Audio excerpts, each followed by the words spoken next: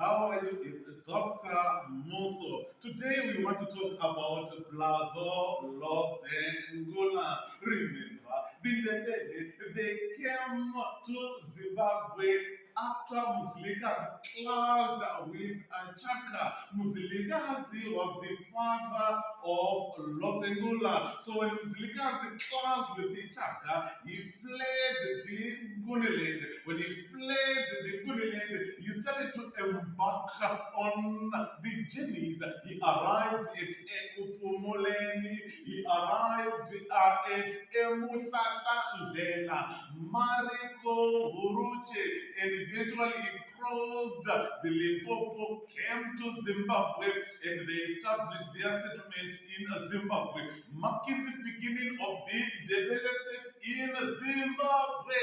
But unfortunately, we see that Mzilikazi, he died in 1868. When he died in 1868, he was succeeded by his son Lobengula. So today, we want to talk about this guy called Lobengula.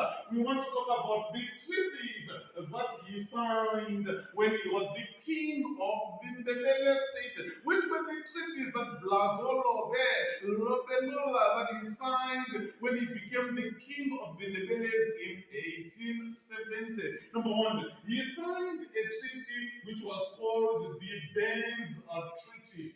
The Benz Treaty. He signed this Benz Treaty with a white man, a white guy who was called Thomas Benz. So it is called the Thomas Benz Treaty. Blazo he also signed another treaty with the Tati, which was called the Tati Concession. It was another agreement that Blazo Lobengula signed. After signing the Tati Concession, Lobengula, he went on to sign the Agrobla Treaty. The Agrobla Treaty with a man who was called Piet Grobler. Piet Grobler, he was the premier of the Transvaal. He had to sign the Grobler Treaty, in which Lobengula agreed that he was going to be a friend of Piet Grobler.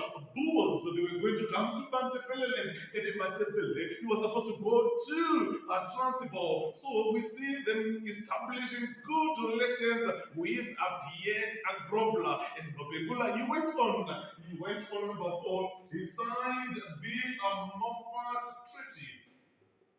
The Moffat Treaty, it was signed in February 1888 with a man of God in the name of the Father, the Son, and the Holy Spirit, John Smith Moffat, who was the son of Robert Moffat. So John Smith Moffat signed the Moffat Treaty in February 1888 with Lobengula. Cecil John Rose, he had to send John Smith Moffat go and negotiate another agreement with Lobengula. So he had to approach Lobengula, and Lobengula agreed to sign the Moffat Treaty with John Smith Moffat.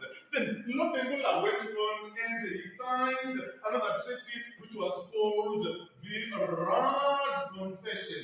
He signed another agreement which was called the Rad Concession in October 1888. Rhodes, he had to dispatch 3 carefully chosen men, Rochford Maguire. He also dispatched Francis Thompson and also Charles Rad to go and negotiate another agreement with the Lobengula. So we see them signing the Rad Concession in October 1888. And it was this Rad Concession that paved way for the colonization of Zimbabwe.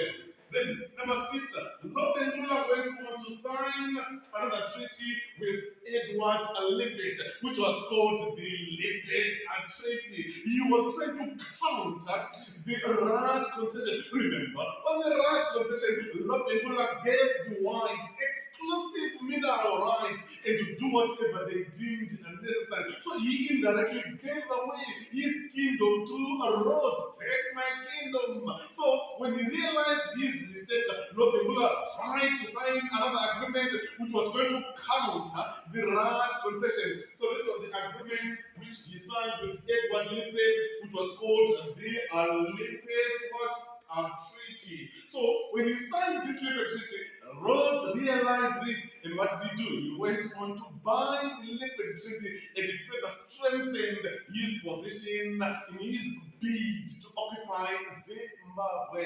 So these are the treaties that we can talk about that were signed by Blazo Lobengula. Thank you so much. It's a Dr. MUSO.